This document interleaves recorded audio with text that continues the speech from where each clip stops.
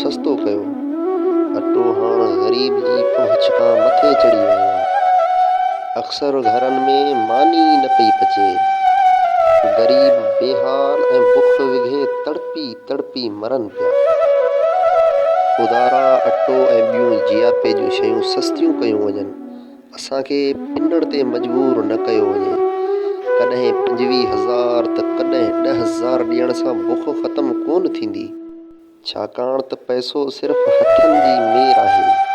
असांखे अहिड़ा ज़रिया मुहैया कया वञनि जो असां पाण पंहिंजे हथनि सां हलाल टुकर कमाए पंहिंजे बचनि खे खाराए सघूं।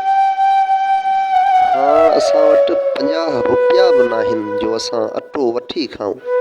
अटो 160 रुपया किलो थी वियो आहे। पर मज़दूर जी ॾियाहाड़ी अञा बि 500 आहे।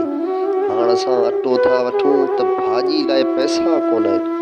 भाॼी था वठूं त भाॼी ठाहिण लाइ काठियूं कोन आहिनि। छाकाणि त अॼुकल्ह काठियूं बि 1000 रुपया मण थी वियूं आहिनि। अॼु किथे आहिनि उहे हुक्मरान जेके चवंदा हुआ, जिन्हनि जो इहो नारो हो, रोटी कपिड़ा और मकान। ऐं किथे आहिनि उहे हुक्मरान जेके चवंदा हुआ त असां पंहिंजा कपिड़ा खपाए ग़रीबनि मज़दूरनि खे रोज़गार फ़राहम कंदासीं। ऐं किथे आहिनि उहे मौलवी ऐं मुला जेके चवंदा हुआ त असां ग़रीबनि जी आवाज़ आहियूं, असां ग़रीबनि जा हमदर्द आहियूं। पर उहे कुर्सी मिलण सां ई ख़ामोश थी विया।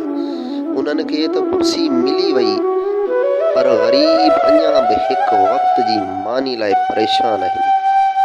चवंदा आहिनि त कश्मीर खे आज़ादु करायो।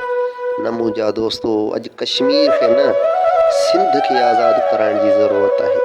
छाकाणि त सिंध में जेको अटो 6000 रुपया मण पियो हले, उहो साॻे ई वालारियल कश्मीर में 900 रुपया मण पियो हले। सो ख़ुदारा जागो जागो ऐं ग़रीब ऐं मासूम ॿारनि जी आहिनि लाइ आवाज़ उथारियो ऐं पंहिंजे हक़नि लाइ विढ़णु सिखो। केसीं ताईं, आख़िरकार केसीं ताईं असां ग़ुलामी जी ज़ंजीरनि में जकड़ियल रहंदासीं।